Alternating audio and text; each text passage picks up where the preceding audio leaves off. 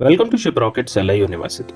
Today, we will learn how to process an order in Shiprocket. Let's begin. To process a new order, go to Orders section from the left panel. Click on Orders, New tab to view new orders. For the order you want to process, click Ship Now. This will take you to the Courier selection screen. On the Courier selection page, choose the best available courier service based on delivery time, charges, and mode of shipment like surface, air, or local. You can also mark the shipment as self-fulfilled if you are using your own courier partner. Now, click Ship Now to confirm your selection. Post courier selection, a pop-up will appear asking you to schedule the pickup. You can either select the pickup date and schedule it, or choose I will do it later. After this, the shipment will move to Ready to Ship tab. If you have opted for I will do it later, you can schedule pickup by clicking the Schedule Pickup button here. In the Ready to Ship tab, you can download important documents.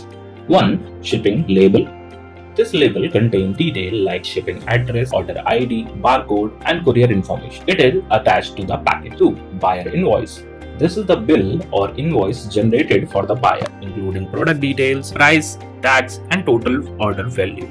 3. Shipping manifest, a document listing all the shipments ready for pickup. It acts as a handover record between the seller and the courier partner. You can download the documents from here for printing. Once the documents are downloaded, the shipment will move to the Pickups and Manifest tab. Here you can check the pickup ID or manifest ID.